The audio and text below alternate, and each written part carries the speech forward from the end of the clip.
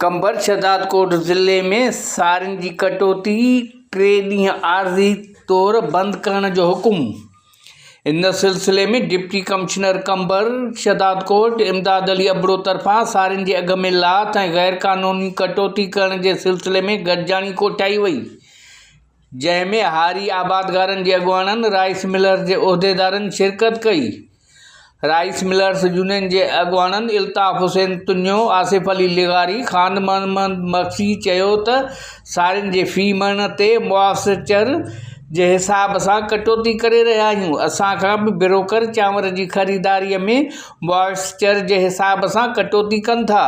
चांवरनि जा अघ घटि आहिनि। गुज़िरियल साल बि असांखे नुक़सानु थियो हो, जॾहिं त हारी आबादगार अॻुवाननि मोहसन कादी, अब्दुल खालिक खोसो, जुनेद जरवार चयो त शहदादकोट में सेलर मालिक ऐं वापारी सारियुनि जे फी मण ते अधु किलो, कंबर में 1 किलो, मीरो खान में 1.5 किलो कटौती कनि था, जॾहिं त वार ऐं नसीराबाद में सेलर मालिक सारियुनि जी ख़रीदारी में का बि कटौती न करे रहिया आहिनि। अहिड़ी तरह इंतिज़ामिया जे नाअहली ऐं सुस्ती करे हिक ज़िले में 4 कानून हली रहिया आहिनि।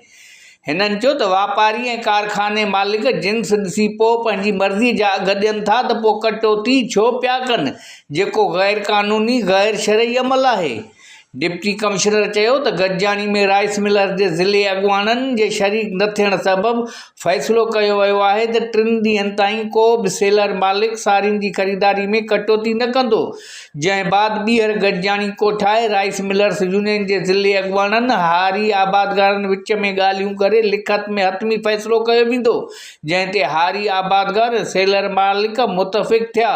मोहम्मद मिठल खोसो, डिस्ट्रिक्ट रिपोर्टर, कोशिश डिजिटल, कंबर शहदादकोट।